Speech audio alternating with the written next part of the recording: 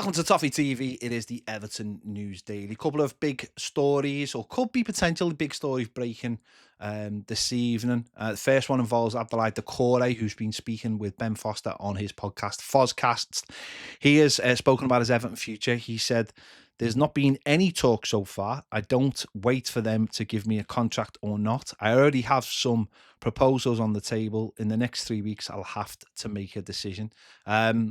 Yeah, interesting words. Obviously, we know that the extension on the contract was not going to be activated, which would essentially mean that Abdoulaye Doucouré will play for another year on the same wages. Everton are basically waiting and see. David Moyes said that.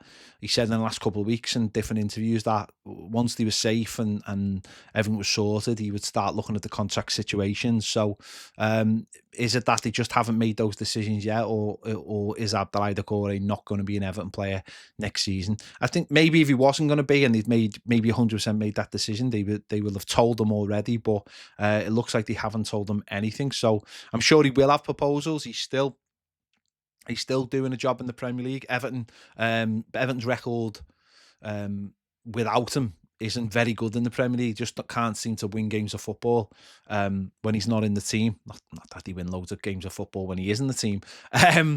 But he's a weird one, because maybe some fans don't appreciate what he does, but managers seem to really appreciate what he does, and pressing from the front and getting crucial goals at times. Obviously, got the winning goal of Forest a few weeks ago. And managers really, really love him. He's fit, gets around the pitch, presses really well.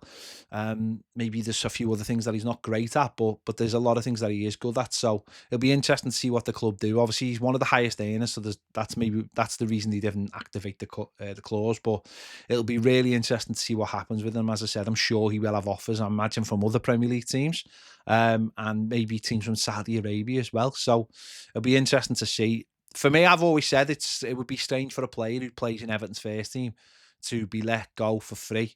With just the state of the play, Everton aren't going to get an entirely new team in the summer. So we'll have to wait and see what happens and whether a contract is given to him or offered to him in the next few weeks. Another player in the news today is Beto, who's been linked with a move to Leeds United, obviously a team who are being promoted to the Premier League. It is believed they have £100 million to spend. When old Dr. Evil ended, didn't they? £100 million to spend, and Beto is being targeted. He's got a couple of years left on his contract, and it is believed Everton would want around £20 million for him, which would be around what his amortization is. With what is left and what he's gone with so far. So an interesting one, because there has been talk of maybe Beto being sold. Italian clubs are obviously interested. They were interested in January. For PSR, it wouldn't be the worst move in the world, especially if he's not seen as someone who's the first choice next season. We'll have to wait and see, but that's an interesting one. And listen, when you look at the goal return that he's got this season, we'd be selling our top goal scorer. That would be an interesting situation. How often do Premier League teams want to sell their top goal scorer because they believe they can get better? It's funny because Beto's actually spoken, I think, to Everton's website in the last couple of days, saying how the display by the 1878s on Saturday gives them real motivation to push on. And obviously scored in the game on Saturday, but push on and do better and score more goals. Try and get double figures and maybe get 10, 11, 12 goals before the end of the season. So he sounds like a player who's desperate to stay at Everton. He always has seemed desperate to stay at Everton, but maybe Everton will cash in on him. But it's just an interesting link. Obviously, Leeds United, it's not someone who we've heard before linked with him. So we'll have to wait and see how that one goes. But a couple of interesting stories tonight. So we'll just keep an eye on them as we go forward. A player who's obviously been linked with Everton is Liam Delap, and obviously that's maybe where the battle talk come from, or whether he's happy or he's not happy.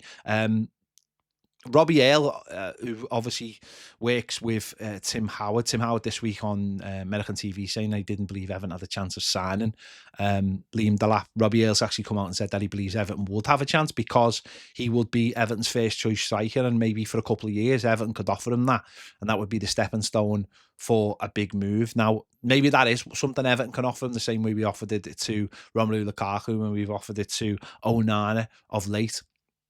Maybe it could happen. We'll have to wait and see, but interesting obviously on people having different points of view on that. And then a young Everton team last night beat Lower Breck FC, somewhat of a derby because Lower Breck FC is just up the road from Everton, from Everton's ground on Priory Road. They beat them 4-1 last night to win the Liverpool County Cup.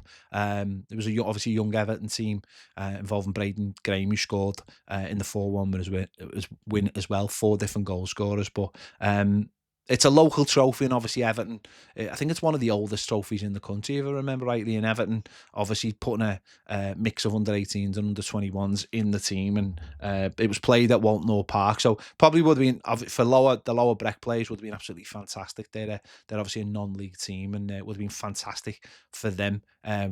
They've come a long way in a very short time. They've got, as I said, their ground is literally I think it's probably about a mile away from Goodison, just past Anfield. So fantastic for them, but nice to see Everton getting, young Everton team getting the job done as well. So there you go. That's the Everton News Daily. We'll be back tomorrow. Make sure you give this video a like, subscribe if you haven't already, and I'll see you later.